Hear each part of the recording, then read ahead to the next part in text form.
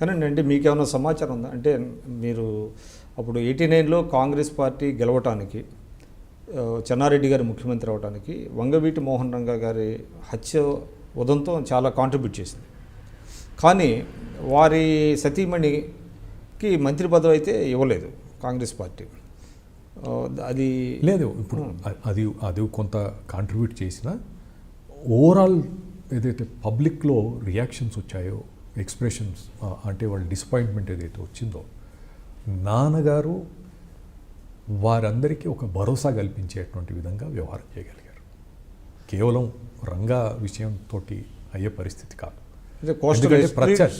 అంటే ఒకటి వచ్చింది, కానీ ఓవరాల్గా అధికారం మారే సమయంలో, అంటే ఎన్నికల సమయంలో నాయకుడు అనేవాడు ప్రజల్లో విశ్వాసం కల్పించకపోతే ఇప్పుడు ఏమవుతుంది?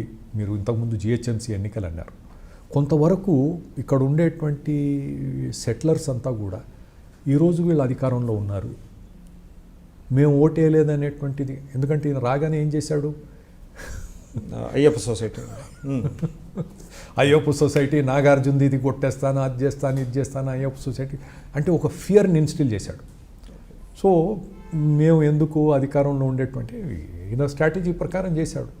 ఆయన ఎవరి మీద ఏమీ లేదు, అది జరిగింది. ఆ రోజుల్లో ఎప్పుడైనా కూడా పార్టీ అధికారానికి రావడానికి ప్రధానమైనటువంటి కారణం ఏమిటంటే ఆ నమ్మకం మనం కలిగించే పరిస్థితి ఇస్తే, leadership should create confidence in the people. ఈయన నిలబడతాడు, రాగలుగుతాడు, గెలవగలుగుతాడు, మాతో ఉంటాడు, మేము ఎదురు తిరిగినా మాకు అండగా ఉంటాడు అనేటువంటి నమ్మక విశ్వాసం కలిగించే పరిస్థితి వస్తేనే ప్రభుత్వం, రూలింగ్ పార్టీకి పరిస్థితి మారుతుంది.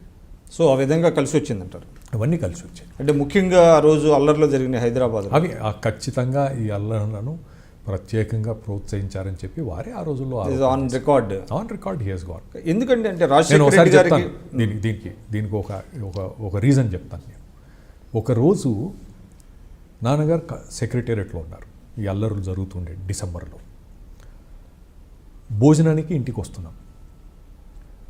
ఆ రోజు ఉదయం ఒక న్యూస్ వచ్చింది, ఈరోజు చెన్నారెడ్డి గారు రాజీనామా చేస్తున్నారని విశ్వసనీయంగా తెలిసింది అని. ఆ రోజుల్లో ఆల్ ఇండియా రేడియో ప్రముఖ పాత్ర వహించేది కదా, రేడియోలో న్యూస్ వచ్చింది. అల్లర్లు తగ్గిపోయినాయి, ఆగినాయి, దే స్టాప్డ్. నేను నాన్నగారితో పాటు లిఫ్ట్లో దిగుతున్నాను కిందికి. లిఫ్ట్ దిగగానే కొంతమంది విలేకరులు వచ్చి, సార్ ఈ విధంగా వచ్చిందని, no I have not resigned, I have not resigned, it is not true అని చెప్పిన తర్వాత మళ్ళీ మొదలైనాయి. ఇది బయటికి రాగానే మళ్ళీ అల్లర్లు మొదలైనాయి. సో చాలా క్లియర్గా ఎస్టాబ్లిష్ అయింది ఏమిటంటే దిస్ వాజ్ ఆల్ స్పాన్సర్డ్. మీది ఒక పన్నాగం, ఒక వ్యూహం వ్యతిరేకంగా జరిగింది. ఆ రోజు ఉన్నటువంటి పోలీస్ అధికారులు కూడా దీంట్లో, ఆ రోజు ఉన్నటువంటి పోలీస్ కమిషనర్ కూడా హీ ప్లేడ్ మిస్చిఫ్ అని నా అసెస్మెంట్.